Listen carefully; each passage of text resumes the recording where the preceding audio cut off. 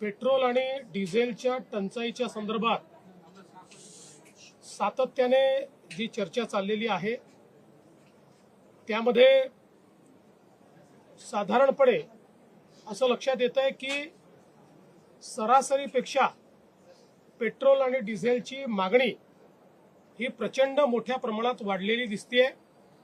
त्याचीही आपूर्ती आपण करतो, पण कुठेतरी याच्यात साठेबाजी होते आहे असे निदर्शनास येत आहे।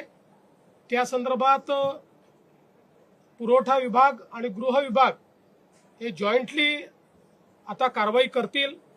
मी केवळ आपल्या निदर्शनास आणू इच्छितो की पेट्रोलच्या संदर्भात जी काही सरासरी वापर आपला आहे, मागणी आपली आहे, त्यापेक्षा 23% जास्त आता आपण पुरवठा करतो।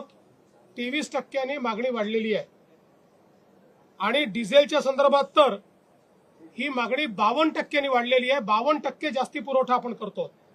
म्हणजे सरासरी मागील वर्षी किंवा याही वर्षी प्रतिदिनाचा जो पुरवठा या काळातला त्या पुरवठ्यापेक्षा 52% जास्त डिझेल हे आता पेट्रोल पंपाच्या माध्यमातून आपण पुरवतो आणि तरीही टंचाई सदृश स्थिती ही तयार होते।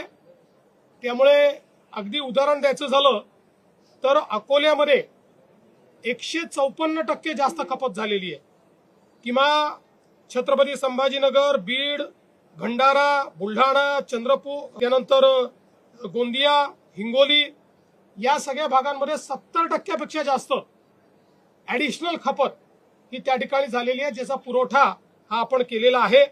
आणि म्हणूनच एकीकडे शेतकऱ्यांना डिझेल मिळालं पाहिजे याकरता आपण प्रयत्न करतो, पण निश्चितपणे त्याचा फायदा किंवा गैरफायदा हा काही लोक घेत आहेत।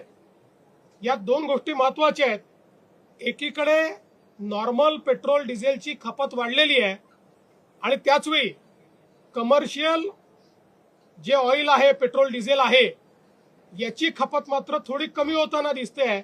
याचा अर्थ नॉर्मल ही जी वाढलेली त्या ठिकाणी खपत आहे ती कमर्शियलकडे वळवली जाते आहे का याची पडताळणी करणं गरजेचं आहे।